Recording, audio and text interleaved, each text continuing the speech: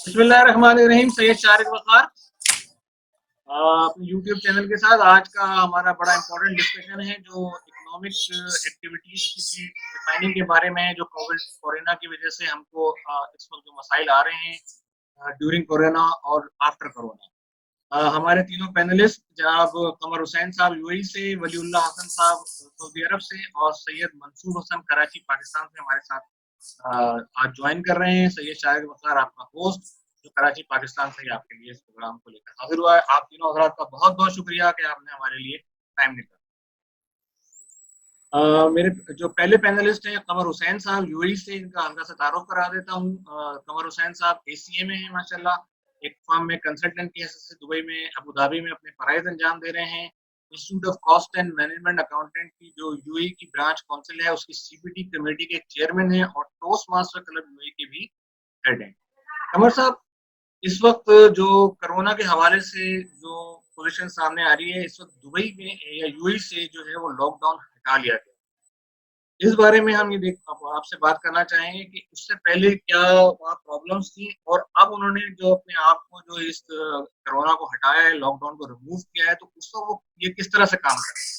इस पे ज़रा सा जी, बिस्मिल्लाहिर्रहमानिर्रहीम। Sir, thank you very much Sharik साहब, thank you for having me. जी, यूएई के अंदर जो है डिफरेंट जो एमिरेट्स हैं, इसमें जो अबू धाबी एमिरेट है, इसमें तो पहले भी लॉकडाउन को इतना सीवियर नहीं था, लेकिन जो दुबई के अंदर ये था कि दुबई में सीवियर लॉकडाउन था, 24 आवर्स का लॉकडाउन था। अब उन्होंने क्या किया है, लॉकडाउन को इन्होंने जरा नॉर्मल कर दिया है और उसमें 30% वर्कफोर्स के साथ अभी जो है ना कंपनीज को अलाउ किया है कि वो अपना काम कर सकती हैं और 30% ही आप मॉल्स और दूसरी चीजें जो है वो सारी ओपन कर दी है। इस तरह ये स्टेप बाय स्टेप जो है इसको कर रहे हैं, ओपन कर रहे हैं, यानी फुल फ्लैश तो ओपन नहीं है, सारा दुबई ओपन नहीं हो गया, लेकिन स्टेप बाय स्टेप इसको ओपन कर रहे हैं। अच्छा, इसमें एक पॉइंट ये बताइएगा कि जो ये 30% का जो क्योंकि ज़ाहिर है हम लोग मैनेजमेंट अकाउंटेंट हैं, 30% की जो वर्क फोर्स को वो यूज कर रहे हैं, बाकी 70% का क्या हो गया? वो ले ऑफ हो रहे हैं या वो नौकरी हटा के तनख्वाह दी जा रही है? वो लोग नहीं सर, ऐसा नहीं है।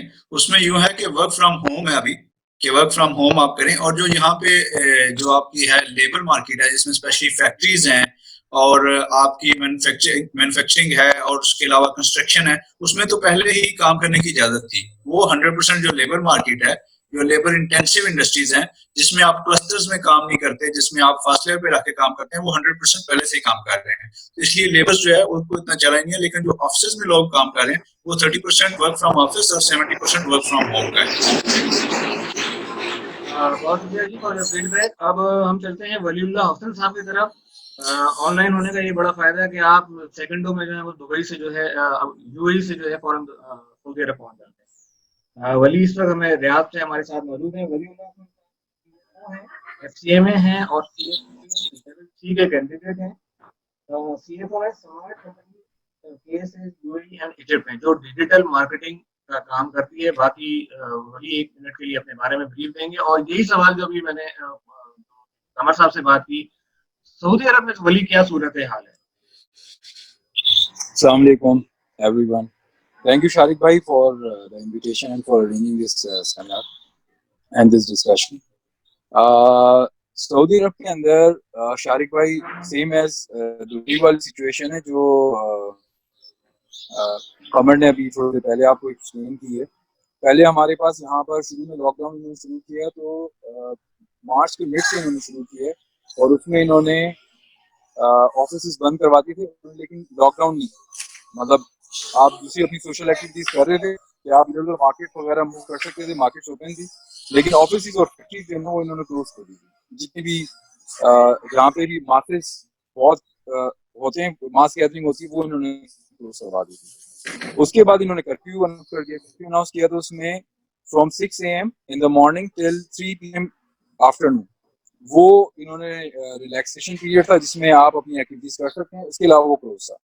लेकिन जैसे जैसे केसेस बढ़ते गए तो फिर ये कन्वर्ट हो गया 24 आवर्स कर्फ्यू के अंदर और इम्प्लीमेंटेशन बहुत स्ट्रिक्ट थी। आप अंदाजा ही लगा सकते हैं कि अगर कोई रूल्स एंड रेगुलेशन को नहीं कर रहा था उसको जो मुखालफत दे रहे थे वो 10,000 रियाल का था। उसकी वजह से एवरीबॉडी वाज फॉलोइंग स्ट्रिक्टली और उसमें कोई मर्सी नहीं। अच्छा, coming back to the business, business के अंदर लोगों ने इसको, मैं तो ये कहूँगा कि COVID-19 is equal to cost cutting move sort of across the world or across the globe. इसमें जितनी भी कंपनीज हैं, हमारी अपनी कंपनी है, डिफरेंट जितनी भी कंपनी है, उन्होंने इसको एक एज एन अपॉर्चुनिटी लिया है कि जो भी कॉस्ट कटिंग करनी थी उन्होंने पहली अटेम्प्ट में सब जो भी अपनी एक्सेसिव जितना भी फैट था उसको रिड्यूस किया है सबने, और कोशिश की है कि 30 to 40% या 25% जो भी ले ऑफ करें या कॉस्ट कटिंग करें उसको अचीव करें और बिजनेस जो है वो लेटर ऑन स्मार्टली मूव करें। अब जिस तरीके की हमारी कंपनी है, हम लोग तो रोजाना एक नई ऐप के ऊपर काम करके और लोगों को एंगेज कर रहे थे कि हाँ कौन कौन ऑनलाइन है, कौन कौन काम कर रहे हैं, कौन कौन काम नहीं कर रहा। तो इस तरीके की फिर हम अवेयरनेस दूसरे लोगों को, दूसरे बिजनेस को दे रहे थे, वो हमारे रेवेन्यू से रिलेटेड भी है, कनेक्टेड भी है। दूसरा जो है वो पॉइंट ऑफ व्यू, यहाँ पर सऊदी गवर्नमेंट ने इन पैरेलल कुछ सिफारिशात मैंने तकरीबन 1 से 1.5 महीने पहले शेयर की थी अपने ग्रुप वगैरह में, और वो मैंने यहाँ पे भी सर्कुलेट वगैरह की थी। उसी से मुतालिक यहाँ पे कुछ मूवमेंट चल रही है कि यहाँ पे कुछ 10,000, 25,000 और जो स्कूल्स जो यूटिलाइज हैं एट द मोमेंट उसको यूज कर रहे हैं फॉर वर्कर्स अकोमोडेशन, और यहाँ पर जितने भी इफेक्टिव वर्कर्स हैं उनको टेस्ट करने के बाद उन प्लेसेस को डिप्यूट कर दिया जाएगा और वो वहां से निकल नहीं सकते 4 या 6 महीने तक, जब तक ये डेथ सेटल नहीं हो जाती। तो ये एक वन ऑफ द मॉडल लेके चल रहे हैं, और प्लस ये कि इसमें मेरा ख्याल है कि जो एक कॉन्सेप्ट है कि ऑनलाइन वर्कर्स का, उसको वो एक इम्प्लीमेंट होने जा रहा है across the globe during corona virus भी और पोस्ट कोरोना वायरस भी। तो जो ऑन साइट वर्कर्स होंगे वो इन फ्यूचर जो है वो आप देखेंगे कि वो ऑन साइट ही होंगे, और जो काम ऑनलाइन हो सकते हैं वो मैक्सिमम मेरा ख्याल है कि वो ऑनलाइन चले जाएंगे, जो कि अभी चले गए, और ये प्रैक्टिस जो है वो फिर कंटिन्यू रहेगी। ठीक है, बहुत शुक्रिया।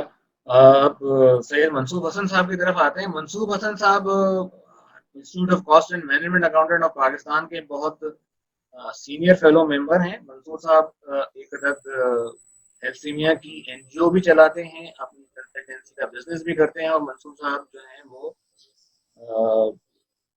इलेक्शन भी लड़ चुके हैं कौमी असेंबली का, और बहुत ही एक्टिव किस्म के सामाजिक कारकुन हैं।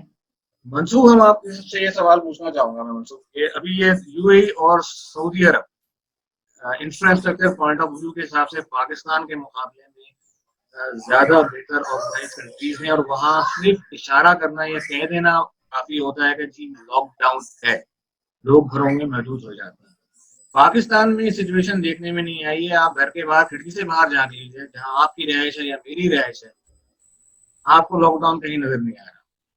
अच्छा, इसके अलावा आप इसके हवाले से क्या कहेंगे? पाकिस्तान में भी सूरत हाल काफी हद तक कंट्रोल है, आप एक एनजीओ भी चला रहे हैं, और एक सवाल और मैं आपके सामने पेश कर रहा हूँ कि दिहाड़ीदार तबका हर एक बहुत बड़ा इशू था हमारे पाकिस्तान जैसी कंट्री के लिए। यहाँ पे एनजीओ ने बड़े उसके लिए काम किया, और उनको अप्रिशिएट भी करना चाहिए, आपके एनजीओ में भी उसके लिए काम किया, लेकिन एक बहुत बड़ा चंक जो है वो मिडिल क्लास लोगों का है, जो इस वक्त लॉकडाउन पे सबसे ज्यादा अमल कर रहा है और घरों में बैठा है। क्या कहेंगे, क्या उनके लिए क्या परेशानी है? उनमें से कुछ, और हमारी क्योंकि इकोनॉमिक एक्टिविटीज जो थी वो पहले ही बिफोर कोरोना काफी ज्यादा मसाइल का शिकार थी, और कोरोना के बाद और ज्यादा हो गई, वो लोग बेचारे कहाँ पे फंस गए। दिहाड़ीदार सबका यकीनन ये एक हर लिहाज से एक बहुत अच्छा ऐसा निजाम है कि उसके लिए हुकूमतों ने भी सोचा, एनजीओ ने भी सोचा। अभी तो बीच का तबका है जिसको सफेद पोश या मिडिल क्लास कहते हैं, जिसमें 50,000 रुपए से लेकर 5 लाख कमाने तक वाला है। क्या कहेंगे इनके? थैंक यू शारिक, सबसे पहले आपने ये मीटिंग होस्ट की, और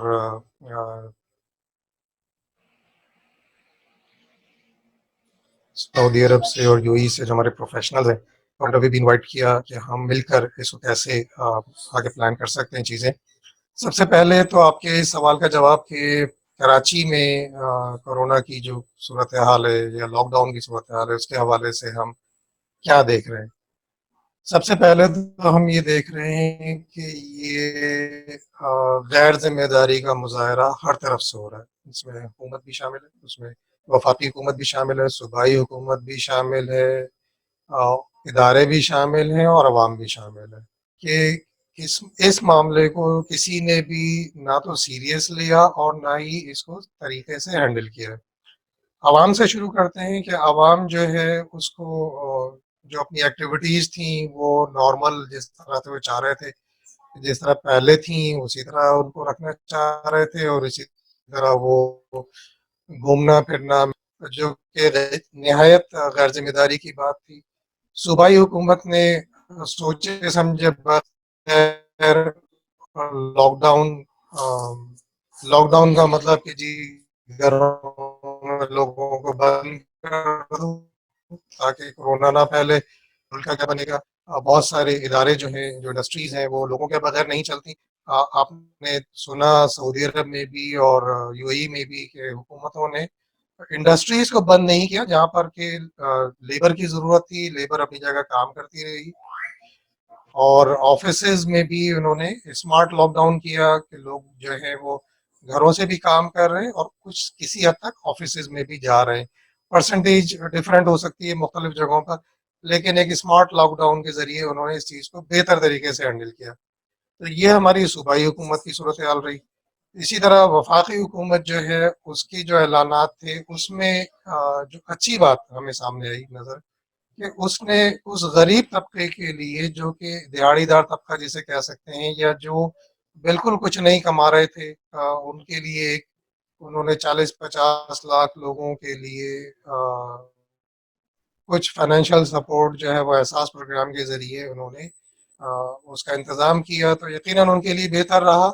लेकिन जो सबसे बड़ा हमें फुकदान नज़र आया वो प्लानिंग का था, कि अगर हम लॉकडाउन की तरफ चले जाते हैं तो लॉकडाउन के नतीजे में जो इकोनॉमिक एक्टिविटीज़ बंद हो जाएंगी या तकरीबन ख़त्म हो जाएंगी, तो उसके नतीजे में जो सूरत हाल पैदा होगी वो मुल्क को निहायत बुरी खराबी, जो इकोनॉमिक खराबी है उसकी तरफ, जिसे रिसेशन या डिप्रेशन आप कह सकते हैं, कि उस तरफ ले जाएगी, जिसको कि हम देख भी रहे हैं कि काफ़ी हद तक इसी तरफ हो भी गया है। तो इकोनॉमिक एक्टिविटी को मेंटेन रखना, बरकरार रखना बहुत ज़रूरी है। उसके लिए हमें स्मार्ट लॉकडाउन की तरफ जाना चाहिए था।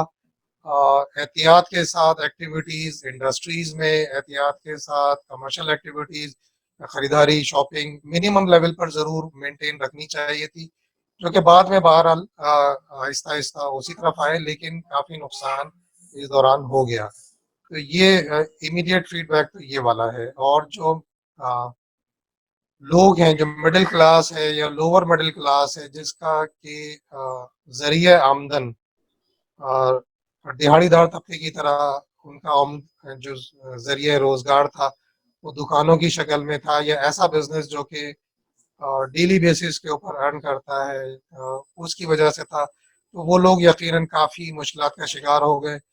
और वो लोग जो कि मुलाजमत पेशा हैं, तो उनके लिए मुश्किलात इस तरह पैदा होगी कि जहाँ जिन इदारों में वो लोग जॉब करते हैं, उन इदारों का बिजनेस डेली एक्टिविटी की बेसिस पर था, तो वो जो एक्टिविटीज़ उनकी बंद हुई हैं, तो उसकी वजह से वो लोग जो कि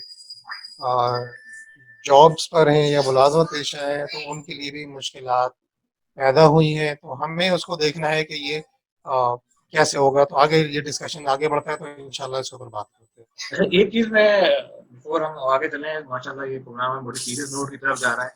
कमर से पहले सवाल ये करूँगा जो ट्रांसपोर्टेशन के हवाले से। ट्रांसपोर्टेशन, क्योंकि जो मास ट्रांसपोर्टेशन है उसके अंदर सबसे ज़्यादा इस समय अगर देखें तो कोरोना का जो सबसे बड़ा जो थ्रेट है वो मास ट्रांसपोर्टेशन है, स्पेशली बसेस वगैरह में जाने के लिए। वहाँ पे यूएई में भी आपकी जो है, although it's a very Europe के स्टाइल में बड़ा ऑर्गेनाइज्ड है, वहाँ पे ट्रेन भी चलती है, वहाँ पे आपकी डबल डेकर भी चलती है, और वहाँ पे आपकी मेट्रोस की सर्विस भी होती है, टैक्सी का निज़ाम भी है। लेकिन जो आम वहाँ पे भी जो लेबर क्लास सबका है, वो जो लोग उसको बसेस को यूज़ करते हैं, तो वहाँ पे क्या किया गया? उनको भी क्या सीटिंग कैपेसिटी वो आधे में करके इस्तेमाल कर रहे हैं? अच्छा सर, उसमें ये है कि जो पब्लिक ट्रांसपोर्ट में ने मेट्रो तो बिल्कुल बंद कर दी थी, अभी दोबारा इसको ओपन कर रहे हैं, ठीक है। लेकिन जो बसेस और टैक्सीज हैं वो इसी तरह चल रही थी। बसेस में उन्होंने क्या किया, इन्होंने सैनिटाइज किया बसों को और टैक्सीज को फुल फ्लैज, ठीक है। और दूसरा इसमें कुछ इन्होंने पॉलिसीज इंप्लीमेंट की हैं। लेट्स सपोज के एक बस में एक सीट पे एक पैसेंजर बैठ सकता है, इस तरह टैक्सी के अंदर सिर्फ मैक्सिमम ड्राइवर के अलावा 2 पैसेंजर जा सकते हैं। इसी तरह इनने जो पॉलिसीज अपने इंडस्ट्री के लिए अप्लाई किया है, इंडस्ट्री वाले जो इंडस्ट्री के लिए यहाँ पे कंपल्सरी है कि आप जो वर्कर्स को अकोमोडेशन और ट्रांसपोर्ट जो है वो मस्ट दें, ठीक है। तो वो ट्रांसपोर्ट और एकोमोडेशन देना चूंकि कंपनी की जिम्मेदारी है, कंपनी अपनी ट्रांसपोर्ट प्रोवाइड करती है, तो उस ट्रांसपोर्ट में भी इस तरह किया गया है कि इस एक सीट पे एक ही बंदा बैठेगा ताकि आपका सोशल डिस्टेंस मेंटेन रहे, और उसको सैनिटाइज किया जाता है 2 दफा। चूंकि मैं खुद एक मैन्युफैक्चरिंग कंपनी में जॉब कर रहा हूँ और हमारा भी ये चलता है इस तरह ट्रांसपोर्ट, तो उसको डेली 2 टाइम्स जो है बस को सैनिटाइज किया जाता है और एक सीट पे सिर्फ एक पैसेंजर बैठता है। ये यहाँ पे पॉलिसी अप्लाई की है सर।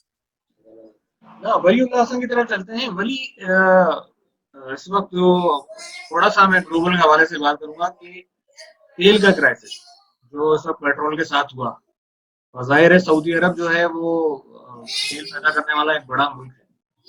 क्या देख रहे हैं आप डिजिटल मार्केटिंग के शोबे से वाबस्ता हैं, आप क्या देख रहे हैं? आगे अट्रैक्शन है एक्सपर्ट्स के वहाँ आने की, या वहाँ से लोग जो हैं वो पाकिस्तान वापस मूव किए जाएंगे? मेरा ख्याल है कि कोरोना हमें जो ना एक सबक दे रहा है, as an individual, as a group, as a country, as a statesman, हमें एक सबक दे रहा है कि हमें से स्मार्ट, अब वो चेक कर रहा है कि हमें से स्मार्ट कौन और हम कितनी स्मार्टनेस दिखाते हैं सिचुएशन के अंदर। हम सब की सब टेस्ट हो रहा है, चाहे जिस तरीके से मंसूब भाई बता रहे थे कि कोऑर्डिनेशन प्लानिंग का फकदान है वहाँ पे गवर्नमेंट लेवल पे, इसमें गवर्नमेंट से लेके हम इंडिविजुअल लेवल तक सब के we are being tested, how much हमारे अंदर जो स्मार्टनेस है वो कितनी है और हम इस सिचुएशन में रिएक्ट कैसे करते हैं। देखिए, देयर इज नो डाउट कि पोस्ट कोरोना जो सिनेरियो है उसके अंदर जो रीथिंकिंग आप कह लें कि जो अप्रोच जो चेंज होगी वो ये तो होगी, हाँ यार काम हो सकता है, ठीक है। तो कंपनीज को एक मॉडल ये भी समझ में आ सकती है कि अगर ये घर बैठ के काम कर सकते हैं तो why don't we send them to their home country, वो और ज्यादा चीप पड़ेगा।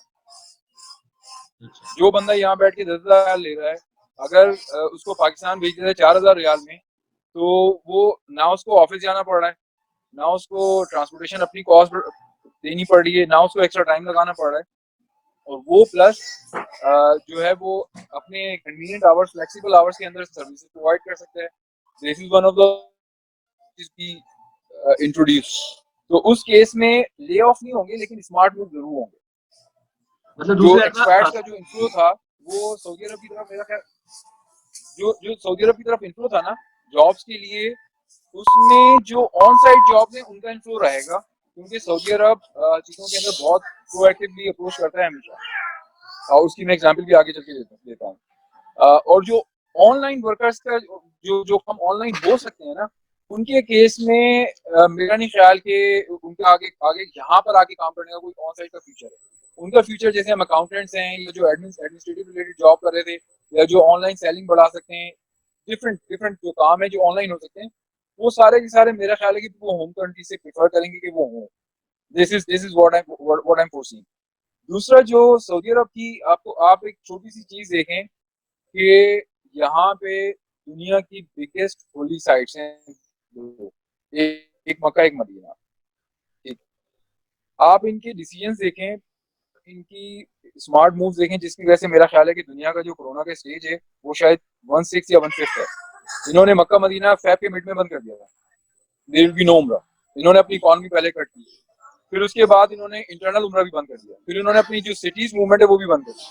अब ये जो स्टेप्स ये लोग यहाँ ले रहे हैं, अभी हमने एक ट्रिगर मैंने न्यूज का पढ़ा था, ये मई 1 से मास टेस्टिंग की तरफ जा रहे हैं। इन्होंने कॉन्ट्रैक्ट किया है चाइना के साथ, 9 मिलियन टेस्टिंग किट्स आ जाएंगी वहां से, और यहाँ पे टोटल आबादी जो है 60 मिलियन या 70 मिलियन की, इससे ज्यादा नहीं है। तो आप ये समझ लेंगे 5 से 6 में पूरा सऊदी अरब, हो सकता है कि रैप अप कर दें आज ही पूरा सऊदी अरब टेस्ट हो जाएगा। दूसरा ये जो अब ऑयल से रिलेटेड जो एक एक प्रॉब्लम आप हम लोग एक्सपेक्ट कर रहे हैं, लेकिन सऊदी अरब ने पहले से ही अपनी ऑयल ट्रांसफॉर्मेशन जो इकोनॉमी है उसको ट्रांसफॉर्म करना शुरू कर दिया नॉन ऑयल इकोनॉमी की तरफ। इन्होंने डिफरेंट वीजाज पहले से इशू कर दिए हैं, जो विजिट वीजाज हैं, बिजनेस वीजाज हैं, उसमें बहुत रिलैक्सेशन लेके आ गए। तो उस कॉन्टेक्स्ट में सऊदी अरब, और दूसरा जो सऊदी अरब जो बिजनेस, पहले बिजनेस यहाँ पर ओपन करना थोड़ा मुश्किल होता था 4-5 साल पहले, लेकिन जो रिसेंट हमारे जो किंग सलमान और मोहम्मद बिन सलमान है रॉयल, इन्होंने जो मेजर्स लिए पिछले 2 साल के अंदर स्पेशली, ये जिस तरीके से ईज ऑफ बिजनेस दुबई के अंदर ना, ये वो मॉडल लेके आ रहे हैं। और सऊदी अरब के अंदर because of Mecca and Medina consumption किसी भी दुनिया के पार्ट से ज्यादा रहेगी हमेशा, वो हमेशा रहेगी। वो 4 to 5 मिलियन विजिटर्स जो है वो एट द टाइम रहते हैं। अब दूसरे जो काम कर रहे हैं, ये जो अपनी डिफरेंट साइट्स जो इन्होंने पहले ब्लॉक की थी टूरिज्म के लिए, अब वो ओपन कर रहे हैं और उनको मजीद बेहतरीन से बना के उसको सेल आउट करेंगे इन द फ्यूचर, जो रेवेन्यू जनरेट करेगी। तो वो एक टूरिज्म ये अपना मजीद एक्सपेंड करेंगे। पहले टूरिज्म यहाँ पे जो था वो लिमिटेड था मक्का और मदीना की तरफ, अब जो डिफरेंट साइट्स हैं जो पहले प्रोहिबिटेड थी अब वो ओपन हो जाएंगी। तो यहाँ पे ऑयल ट्रांसफॉर्मेशन ऑलरेडी जो इकोनॉमिक ट्रांसफॉर्मेशन है from oil to non oil economy वो 2 या 3 साल पहले ही शुरू होगी। और मेरा ख्याल है कि इस कोविड-19 के अंदर it is going to be tested, और जो अब मजीद और स्मार्ट मूव है वो आगे नजर आएंगे कुछ 3-4 हफ्तों के अंदर, जो हमें फैसले नजर आ रहे हैं। चलिए मंसूर साहब की तरफ आते हैं। मंसूर साहब, अभी कमर से जो बात हुई है वहाँ की ट्रांसपोर्टेशन की ऑर्गेनाइज करने के हवाले से, तो मैं ये पहले तो आपसे ये पूछना चाहूँगा कि ये चीज़ पाकिस्तान में खासतौर पर कराची में किस हद तक मुमकिन है? तो कराची में जो G25 चलती है उसमें 25 लोगों की गुंजाइश होती है और उसमें 150 लोग बैठते हैं, और आजकल जापान भी उस पर तहकीक कर रहा है कि इसमें 25 से 150 लोग आ कैसे जाते हैं। तो कोविड के अंदर तो ये ज़हर कातिल है, क्या कहेंगे इसके ऊपर? बिल्कुल ठीक बात है। कराची के अंदर जो ट्रांसपोर्टेशन का निज़ाम है वो हमेशा से डिस्टर्ब रहा है। ये कभी कोई बहुत अच्छा नहीं रहा। शुरू में यहाँ पर अगर हम अपना बचपन रिकॉल करें तो कराची ट्रांसपोर्ट कॉरपोरेशन के नाम से यहाँ पे बसेस चला करती थी, जो कि बहुत शानदार थी और बहुत बड़ी थी, और उसमें काफ़ी कन्वीनियंस के साथ लोग जाया करते थे। हमने भी उस पर बहुत सफ़र किया है।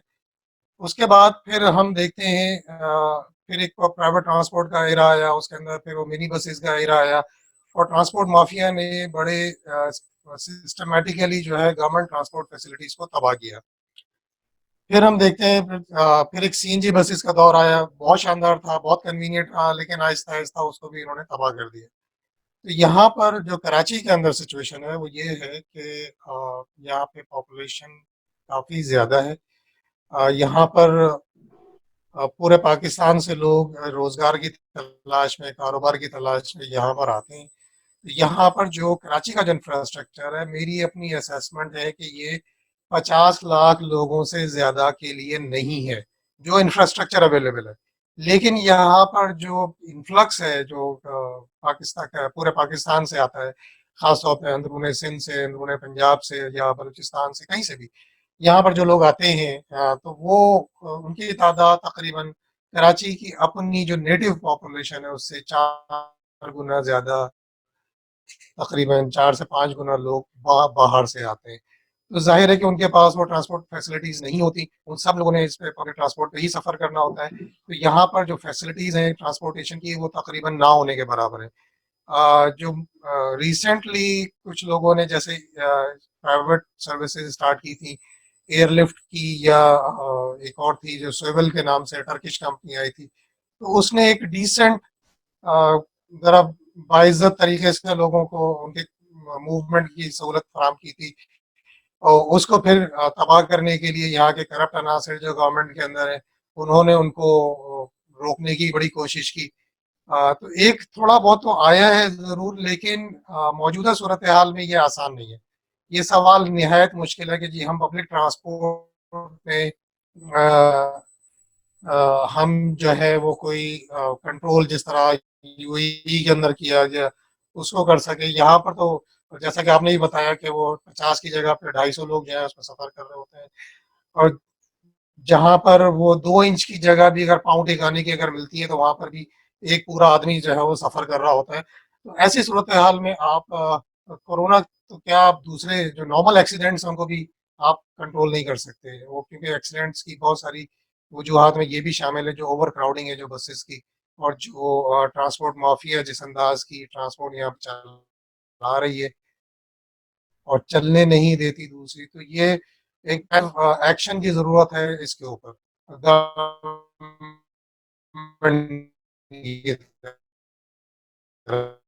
गवर्नमेंट इंटरवेंशन की लाजमी ज़रूरत नहीं हो सकती। जी शारिक। चलिए, थैंक यू पर ज़रा 1 मिनट के लिए मैं दोबारा कमर की तरफ आऊँगा। कमर, जिस तरह अभी वली ने वहाँ के जॉब अपॉर्चुनिटीज़ के हवाले से बताया कि वो लोग जो है वो एक पैराडाइम शिफ्ट कर रहे हैं अपना पेट्रोल इंडस्ट्री से उसी साइड पर आ रहे हैं। आप क्या देख रहे हैं? क्योंकि ज़ाहिर है जो हम पाकिस्तानी हैं और हमारे यहाँ के जो नौजवानों को जो सऊदी और यूएई की जॉब मार्केट है वो बड़ी अट्रैक्ट करती है। मैं उन लोगों के लिए सवाल करना चाहता हूँ कि अभी इन हालात में आप समझते हैं कि आगे चल के जो ये शिफ्ट आएगा पोस्ट कोविड एरा में क्या अपॉर्चुनिटीज क्रिएट होती नजर आ रही है? क्या खत्म होता है? अच्छा सर, इसमें जो ज्यादा अपॉर्चुनिटी है वो अब ये है कि आपको पार्ट टाइम की अपॉर्चुनिटी ज्यादा मिलेंगी, और दूसरा ये है कि आपको कंसल्टिंग की अपॉर्चुनिटीज आपकी बढ़ जाएंगी। जॉब की जो फुल टाइम अपॉर्चुनिटीज है वो व्हाट आई कैन फोरसी कि ये कम हो जाएंगी। जो कंपनी सोच रही है यहाँ पे वो ये सोच रही है कि instead of having a full time person we can have a part time person. और जो दूसरे स्पेशली क्लरिकल जॉब हैं, जिस तरह हमारे अकाउंट्स पेएबल हैं, अकाउंट्स रिसीवेबल के लोग हैं, ये जो जिन लोगों का डेली रूटीन की जॉब है ये तो ऑलमोस्ट खत्म होने जा रही है, क्योंकि यूएई जो है वो बहुत एडवांस कंट्री है टेक्नोलॉजी के हवाले से। 5G ऑलरेडी इम्प्लीमेंटेशन फेज में है यूएई के अंदर, और रोबोटिक्स और ये सारी चीजें जो आपके ड्राइवरलेस कार्स, ये सारे इन प्लेस हैं। ये सारी चीजें टेस्टिंग हो रही है यहाँ के ऊपर। तो इसकी वजह से जो आपकी पीडब्ल्यूसी ने पिछले दिनों एक रिपोर्ट जारी की थी कि 33% जो जॉब्स हैं 2030 तक वो रिप्लेस हो जाएंगी रोबोट्स के साथ। लेकिन अभी तो 2030 तो अभी इसने कोरोना ने तो फास्ट फॉरवर्ड कर दिया। अब 2030 तो क्या आप तो हो सकता है आपको 2024 तक 30% आपकी जॉब जो है वो रिप्लेस हो जाए रिपोर्ट्स के साथ। इसमें अभी जो मैं सजेस्ट ये करूंगा कि हमारे जो प्रोफेशनल्स हैं वो ज्यादा से ज्यादा जो है वो टेक टेक्नोलॉजी की तरफ जाएं, टेक सेवी हों, आर्टिफिशियल इंटेलिजेंस को लर्न करें, डेटा एनालिटिक्स को लर्न करें, क्योंकि जो आगे सारा फ्यूचर है वो सारा डेटा एनालिटिक्स का है, आपके आर्टिफिशियल इंटेलिजेंस का है, ब्लॉकचेन का है। और लेकिन जॉब जो है फुल टाइम जॉब्स की जो स्कोप है वो कम हो रहा है, और आपकी पार्ट टाइम जॉब्स और कंसल्टिंग की जो अपॉर्चुनिटीज हैं वो बढ़ रही है। जिस तरह वली साहब बात कर रहे थे कि अगर आपने वर्क फ्रॉम होम ही करना है तो फिर why not work from home from Pakistan. तो वो आपको जॉब हो सकता है आपको 100% सैलरी की बजाय 30% 40% सैलरी पे रखें। तो इससे एक जो है नए ट्रेंड्स जनरेट होंगे। Thank you sir. कमर की इस बात पे आगे बढ़ाते हुए मैं वली इस बात पे बात करना चाहूँगा कि जो इस वक्त जो है वो एंटरप्रेन्योर जो है वो लोगों को कम सैलरियों पे रखने की बात कर रहा है, या उनको वर्क फ्रॉम होम की बात कर रहा है, तो कम आवर्स के लिए कम सैलरी ऑफ़र करेगा। तो अभी जो ज़ाहिर है वो लोगों का एक्सपेक्टेशन लेवल है, वो जो जिस पे स्केल पे अभी काम कर रहे हैं, तो वो क्या आप समझते हैं कि उनकी वो जो है वो कम तनख्वाहों पे काम करने के लिए तैयार हो जाएंगे, या क्या उनका इस बारे में ख्याल होगा? शारिक भाई, इसमें जो है ना एक एक हमें दो दो या तीन जो है ना डिफरेंट सेट्स ऑफ इकोनॉमीज जो है ना वो हम डिस्कस कर सकते हैं। इसमें एक चीज पहले मैं आपके क्वेश्चन से हट के एक छोटी सी बात बताऊंगा कि ये जो ऑयल प्राइस के अंदर जो स्लम्प आया है और जो ऑयल की जो कंजम्पशन कम हुई है, और उसने एक नया मैसेज दिया है लोगों को कि आप जो है बाहर निकले भी काम कर सकते हैं और काम चला सकते हैं, और बहुत सी इकोनॉमीज अब रन होना शुरू हो गई हैं। तो इसको अगर हम कनेक्ट करते हुए चलें, तो अगर आगे चल के चीजें ज्यादा ऑनलाइन होती जाएंगी तो आप एक चीज नोट करें कि जो ऑफिस स्पेसेस आज रिक्वायर्ड हैं, जो 1000 मीटर पे हैं, 1000 स्क्वायर फीट पर हैं, वो आगे जाके आधी भी नहीं रिक्वायर्ड होंगी। मेरे ख्याल से 500 मीटर पे आ जाएंगे, 500 फीट पे आ जाएंगी। दूसरा फिर आप देखें एक नया स्कूल का मॉडल आ जाएगा, तो जो सिर्फ स्लम जो है ना ये ऑयल साइड पे नहीं आएगा। इस अगर इस चेन को हम लेते हुए चलें डिजिटलाइजेशन वाली को, तो इस डिजिटलाइजेशन वाली चेन को अगर हम लेते हुए चलते हैं तो ये जो स्कूल्स की बिल्डिंग्स हैं या जितनी भी कमर्शियल बिल्डिंग्स हैं उनमें दूसरा स्लम्प आएगा। पहले ऑयल के अंदर स्लम्प आ गया, फिर दूसरा स्लम्प इनके अंदर आ जाएगा। तो इस तरीके से अगर आप देखते हुए चलें तो इनकम जो है वो अक्रॉस द वर्ल्ड नीचे जाएगी, जिसकी वजह से तमाम की तमाम चीजों की जो कॉस्ट है वो नीचे आएगी। अपेरेंटली तो शुरू में तो हमें शौक लगेगा कि यार हम कम कमा रहे हैं, या हमारी सैलरीज कम हो गई हैं, या हमारी आमदनियां कम हो गई हैं, लेकिन अगर उसके बाद हम देखेंगे तो हमें चीजें भी सस्ती मिलना शुरू हो जाएंगी। अगर आप अब ट्रांसपोर्टेशन कॉस्ट की वजह से जो हमारी चीजों की कॉस्ट बढ़ जाती थी, अब वो नीचे आ जाएंगी, चीजें भी हमें सस्ती मिलना शुरू हो जाएंगी। तो आगे जो है वो एक कंटिन्यूड रिसेशन आप एक्सपेक्ट कर लें 2 या 3 साल तक के लिए, और उसके बाद फिर इकोनॉमिक एक्टिविटी जो है वो नई शेप देके वो फिर दोबारा से एक्सपेंशन की तरफ जाएगी। जी शारिक भाई। Thank you for your input. मैं अब मंसूर साहब की तरफ आता हूँ। मंसूर, आवाज आ रही है आपको क्लियर? हेलो जी मंसूर। मंसूर, ये जो सिनेरियो क्रिएट हो रहा है, जो कमर ने और उनके हवाले से बात की है वली ने, आप पाकिस्तान को में इस चीज़ को किस नज़रिए से देखते हैं? क्योंकि हमारे यहाँ वर्क जो फ्रॉम होम काम करने वाला जो कॉन्सेप्ट है, वो शायद पढ़े-लिखे तबके के लिए तो हो अवेलेबल, लेकिन हमारे यहाँ एक बहुत बड़ा एरिया जो है वो लेबर फोर्स है और वो जो दिहाड़ीदार तबका है, उसको तो काम चाहिए और अगर इस तरह से कंस्ट्रक्टिव एक्टिविटीज़ जो हैं, प्रोडक्शन एक्टिविटीज़ लिमिटेड हो गई, चलें वो फोर्स जो है ऑटोमेशन हमारे यहाँ वैसे ही ना होने के बराबर है। क्या देखते हैं? दिहाड़ीदार तबका तो क्या इसमें बहुत ज़्यादा मुतासिर नहीं होता? देखें, ये इसमें समझने की ज़रूरत है कि जो वर्क फ्रॉम होम वाला जो सेगमेंट है, ये कौन सा है। यानी सर्विसेज सेगमेंट है ना, चूँकि वर्क फ्रॉम होम से हो सकता है या रिमोट लोकेशन से हो सकता है। जो हमारे यहाँ की इकॉनमी उसके अंदर, क्योंकि वो जो प्राइमरी जॉब्स हैं उसके अंदर लोग ज़्यादा हैं। ये जो लेबर ओरिएंटेड जॉब्स हैं जिसके अंदर एग्रीकल्चर या कंस्ट्रक्शन रिलेटेड या दूसरे और टेक्निकल जॉब्स हैं जिसमें फिजिकल एंगेजमेंट ज़्यादा लोगों की चाहिए होती है, पर्सनल ऑन साइट, तो वो लोग हमारे यहाँ ज़्यादा तादाद में हैं। तो डेफिनेटली अगर जैसे इस वक्त कोरोना की वजह से एक्टिविटीज़ मुतासिर हुई हैं तो वो लोग बिल्कुल मुश्किल में आ गए, उनकी फिजिकल मूवमेंट बंद हो गई। जब वो जॉब पे काम पे नहीं जाएंगे तो उनकी दिहाड़ी नहीं बनेगी। इसी तरह अगर खुदा ना खास्ता फ्यूचर में कोई और सिचुएशन होती है, कोई और क्राइसिस क्रिएट होता है या वॉर्स लाइक सिचुएशन डेवलप होती है, तो ये वाला तबका क्योंकि बड़ी तादाद में है तो ये ज़्यादा मुतासर होगा। तो ये यकीनन इनके लिए क्या सोचने की और समझने की ज़रूरत है कि इनके लिए कैसे काम किया जाएगा। जहाँ तक रह गई बात उसकी सर्विसेज ओरिएंटेड जो जॉब्स हैं, जो काम है जिसमें कंसल्टिंग भी है, तो इसमें क्योंकि हमारी एसएमईज और जो हमारे यहाँ जो बिजनेसेस हैं वो अभी टेक्नोलॉजी इतनी ज़्यादा वहाँ पर नहीं है, उसका इस्तेमाल इतना ज़्यादा नहीं है, इसलिए वर्क फ्रॉम होम उनके लिए भी शायद इतना आसान नहीं होगा काम करना। जो बड़ी ऑर्गेनाइजेशंस हैं जहाँ पर फाइनेंशियल इंस्टीट्यूशंस हैं, मल्टीनेशनल्स हैं या बड़े बिजनेस ग्रुप्स हैं, वहाँ पर तो शायद लोग वर्क फ्रॉम होम की तरफ जा सकें। लेकिन जो दूसरी बड़ी तादाद में इदारे हैं जिसमें नॉन बैंकिंग फाइनेंस इंस्टीट्यूशंस भी शामिल है। ये मैं आपको एक स्ट्रेंज बात बताऊं कि पाकिस्तान के अंदर जो नॉन बैंक फाइनेंस इंस्टीट्यूशंस है वो भी कोई बहुत बड़ी तादाद में नहीं है और वहाँ पर भी टेक्नोलॉजी की कोई बहुत अच्छी सूरत हाल नहीं है। तो वहाँ पर भी लोग जो हैं वो वर्क फ्रॉम होम का इतना ज़्यादा नहीं सोच सकते। तो एक तरफ तो ये बहुत चैलेंजिंग सिचुएशन है, लेकिन दूसरी तरफ एक बहुत बड़ी अपॉर्चुनिटी पाकिस्तान के अंदर बिजनेस की जनरेट हो रही है, जिसके अंदर के जो डिजिटलाइजेशन ऑफ इकोनॉमी जो है उसके ऊपर काम जो है बहुत ज़्यादा हो सकता है। हमारे पास बहुत मौके इसके लिए जनरेट हो रहे हैं, कंसल्टिंग अपॉर्चुनिटीज वो भी बहुत ज़्यादा इसके अंदर जनरेट हो सकती है। अब माशाल्लाह हमारा प्रोग्राम बड़ा फ्रूटफुल रहा, बड़ी सैर हासिल गुफ्तगू हुई। अब सबसे इम्पोर्टेंट बात यह है जो मैं तीनों अपने पैनलिस्ट के सामने रखना चाहूँगा कि अब हमने ये एक सबक सीख लिया, सोशल डिस्टेंसिंग भी देख ली है और हमने ये सब कुछ देख लिया है। स्पेशली पाकिस्तान जैसे मुल्क के अंदर की हेल्थ एंड सेफ्टी के जो ज़रूरियात हैं वो कितनी इम्पोर्टेंट हैं और किसी के पास इख्तियार हो या ना हो लेकिन उसे शहर की सफाई ज़रूर करनी है। आगे क्योंकि सबसे इम्पोर्टेंट चीज़ है कि ब्रेड एंड बटर किस तरह से चलाना है हम सब ने अपना। हुकूमतों का जो 1 करोड़ नौकरियों का जो यहाँ वादा है वो तो खैर वादा कब तक वफा होता है देखते हैं उस पर। लेकिन बीच में बदकिस्मती ये है कि कोरोना आ गया है। तो मैं आप तीनों के पास बार बार ये सवाल डालूंगा कि आप तीनों अपने तजुर्बे की हवाले से कि हमने जो सबक सीखा है उसके अंदर अब हमने आगे कैसे बढ़ना है।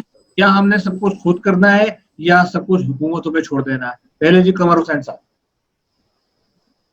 जी sir, thank you very much. अच्छा, इसमें हुकूमतों के ऊपर तो बीइंग प्रोफेशनल्स आप कुछ भी नहीं छोड़ सकते सर। आपने तो बीइंग प्रोफेशनल सारा कुछ खुद ही करना है। तो इसमें सबसे जो इम्पोर्टेंट चीज ये है कि आप फ्यूचर के लिए अपने आप को रेडी करें। पहले ही जो अगर आप फाइनेंस प्रोफेशनल्स की, जिस तरह हम सारे लोग फाइनेंस की आप बात करें तो already technology was on its way कि लोग इस पे चल रहे थे कि आपका जो है ना आर्टिफिशियल इंटेलिजेंस की तरफ जा रहे हैं, डिजिटलाइजेशन हो रही है, लेकिन it was a slow process.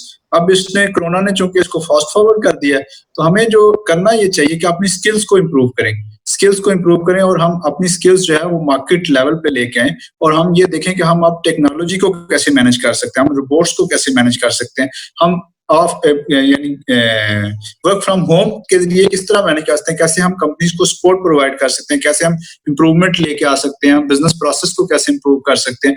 पिछले दिनों वली साहब ने एक बड़ा जबरदस्त आर्टिकल लिखा है। हमें अब इस अप्रोच और इस जो है ना एंथुसियाज्म के साथ काम करना पड़ेगा कि हम वैल्यू कैसे ऐड कर सकते हैं कंपनीज के अंदर, being working remotely from home or from somewhere else. So this is very important nowadays, how we can improve our skill set to cope up with the future challenges. Thank you, sir.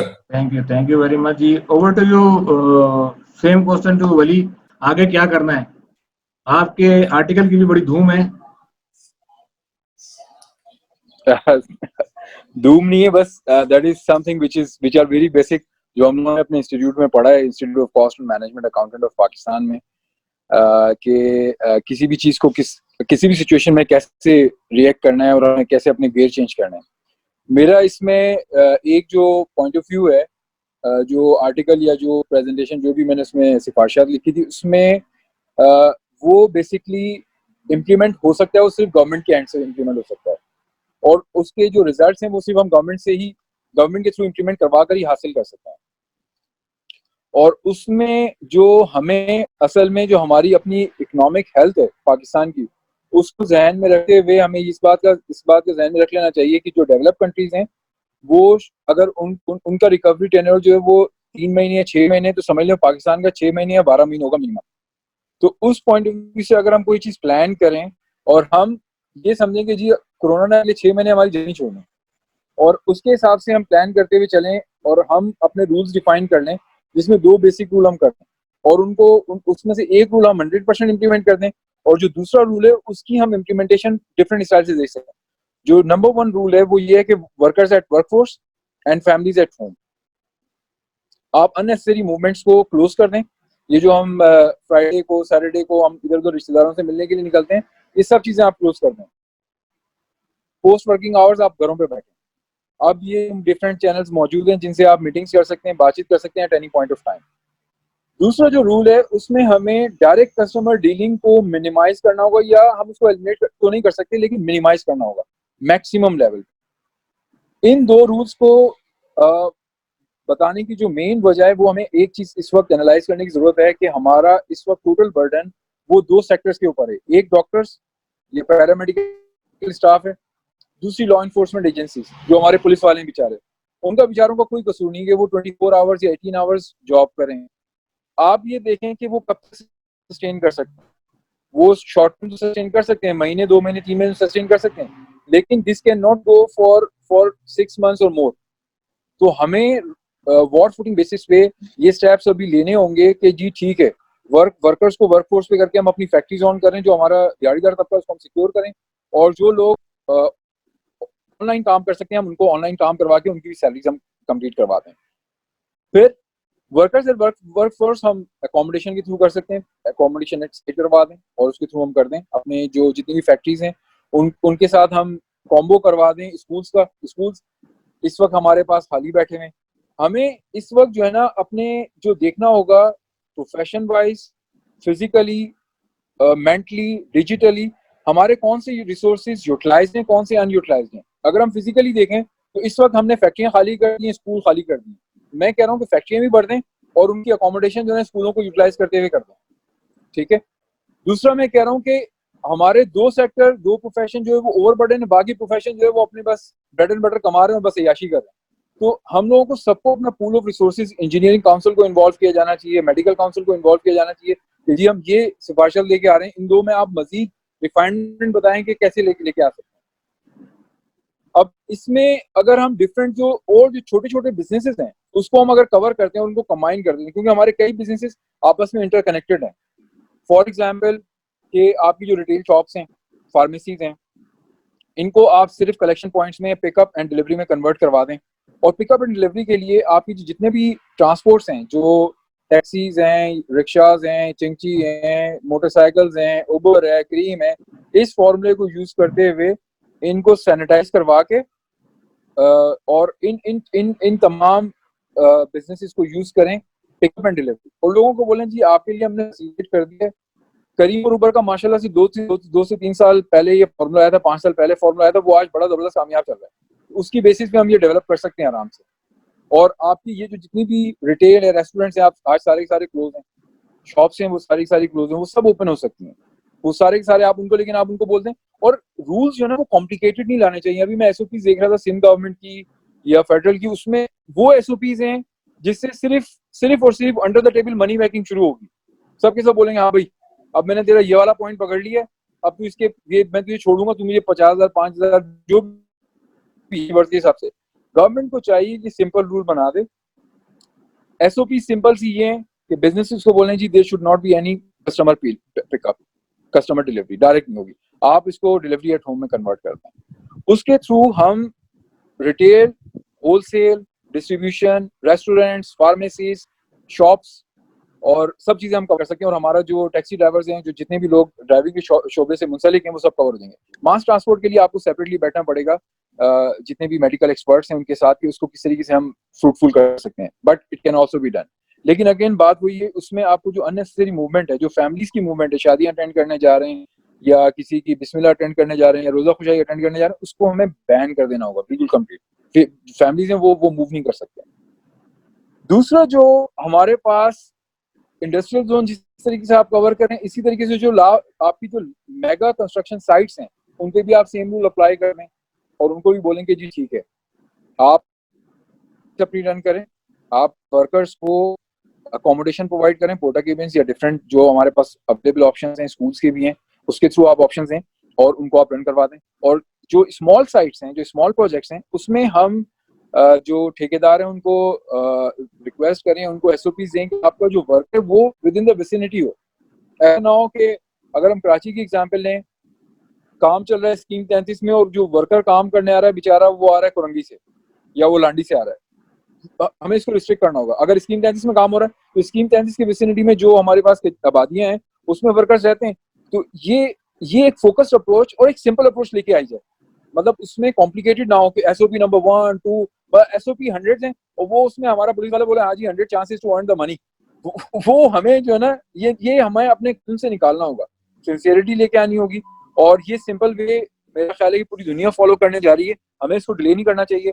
और जितनी low cost labour हमारे पास है, अगर हमने बहुत जल्दी act किया situation में स्मार्टली, तो मेरा ख्याल है कि जो माशाल्लाह से अभी मैं देख रहा हूँ प्रोडक्शन एक्टिविटीज मास्क की और सैनिटाइजर्स की, डिफरेंट प्रोडक्ट्स हमने प्रोड्यूस करना शुरू कर दिए हैं कोविड के चक्कर में, तो उससे हमें पता चलता है कि हमारे पास बड़ी जबरदस्त कैपेसिटी और बड़े ब्रेन है।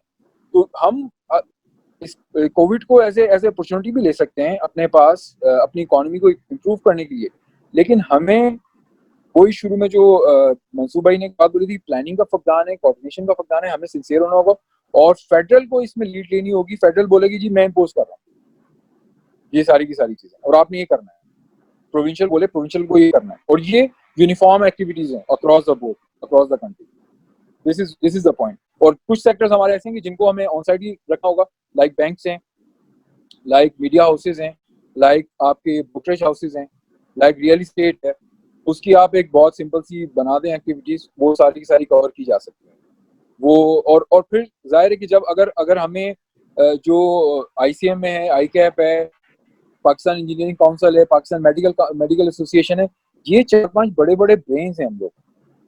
एक सिफारिशात मैंने दी थी, दो चार आपके पास होंगी। इसी तरीके से मेडिकल वाले उसको रिफाइन कर सकते हैं, कह सकते हैं कि हाँ यार हम इसको मजीद एडअप कर सकते हैं। तो हम सबको ये जो पूरी चेन है ना, इंजीनियर्स, डॉक्टर्स, अकाउंटेंट्स और डिफरेंट जितने भी, हमें बर्डन ऑफ करना होगा लॉ इन्फोर्समेंट एजेंसीज को और मेडिकल्स को, पैरामेडिकल स्टाफ को, और फिर हमें सारी ज्वाइंट एफर्ट करनी होगी सारी इसमें इस सारे फॉर्मूले को इम्प्लीमेंट करने।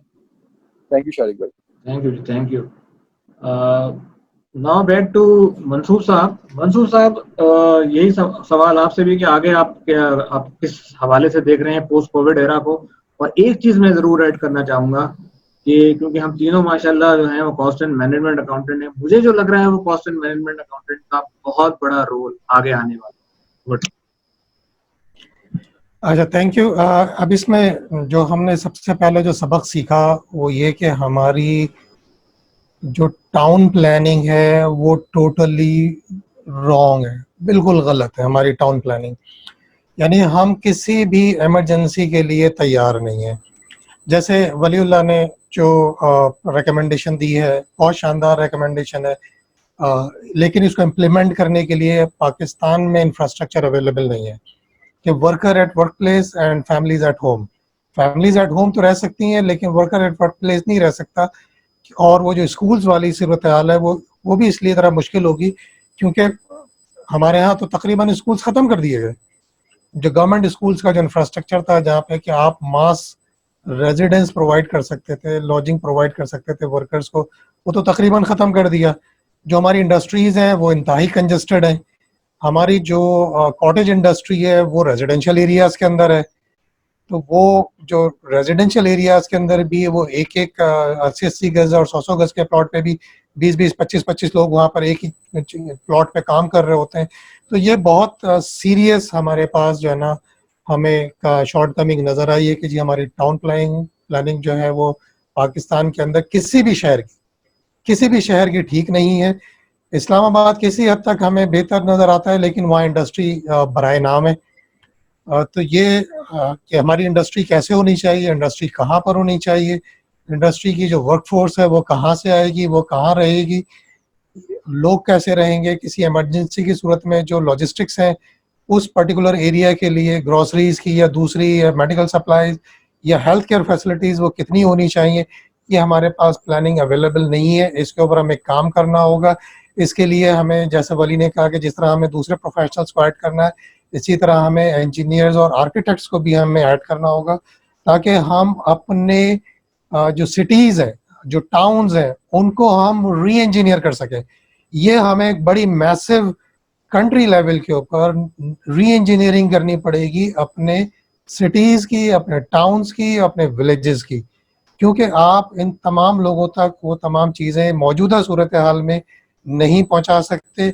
कोविड से पहले भी हमें थर के अंदर बच्चे भूख और प्यास से हमें मरते हुए जो है ना उनकी तस्वीरें हमें अखबारात में देखते हुए इंतहाई शर्म आती थी, इंतहाई अफसोस होता था कि एक तरफ हमारे मुल्क में बेइंतहा वसाइल मौजूद हैं, बेइंतहा दौलत मौजूद है, और एक तरफ जो है वो दूसरी तरफ हमारे यहाँ हमारे मुल्क के जो बच्चे हैं वो सिर्फ पानी के लिए, पानी अवेलेबल ना होने से मर रहे हैं।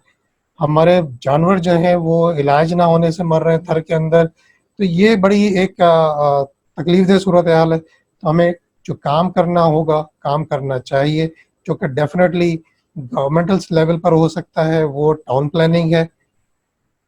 फिर हमें अपनी इंडस्ट्री को यहाँ से बाहर निकालने के लिए जो अभी मौजूदा क्राइसिस है उससे निकलने के लिए, जो रिसेशन अभी अगले हम 6 महीने, साल या 2 साल हम देख रहे हैं जो इसके नतीजे में आने वाला है, इसके लिए हमें cohesive monetary and fiscal planning करनी होगी। मेजर्स हमारे दोनों, टैक्सेशन के और मॉनेटरी मेजर्स हमें साथ लेके चलने होंगे। खाली मॉनेटरी मेजर्स से बात नहीं बनेगी, खाली फिस्कल मेजर्स से बात नहीं बनेगी। हमें नई इंडस्ट्री के लिए इंसेंटिव भी देना होगा, मनी सप्लाई भी करनी होगी, इंटरेस्ट रेट को भी ठीक रखना होगा ताकि ये इंडस्ट्रियलाइजेशन हमारी हो सके, मैसिव एम्प्लॉयमेंट जनरेशन एक्टिविटी हो सके ताकि हमारी इकोनॉमिक एक्टिविटीज़ हो सकें। अच्छा, इसमें मैं आपके साथ एक कुछ इंटरनेशनल लेवल के ऊपर जो काम हो रहे हैं मैं आपके साथ शेयर करूं, क्योंकि मैं कुछ इंटरनेशनल ऑर्गेनाइजेशंस का भी मेंबर हूं जिसमें आईसीसी भी शामिल है। तो वहाँ पर जो रिकमेंडेशंस डेवलप हुई हैं गवर्नमेंट्स के लिए, उसके अंदर ये है कि गवर्नमेंट जो है वो फिस्कल मेजर्स भी ले। ये जो मॉनेटरी मेजर की मैंने बात की, ये भी बात हो रही है कि मॉनेटरी मेजर्स भी ले। जो माइक्रो और स्मॉल एंटरप्राइजेज हैं उसके लिए स्पेशल प्रोटेक्टिव मेजर्स ले, उसके ऊपर ये बात हुई है।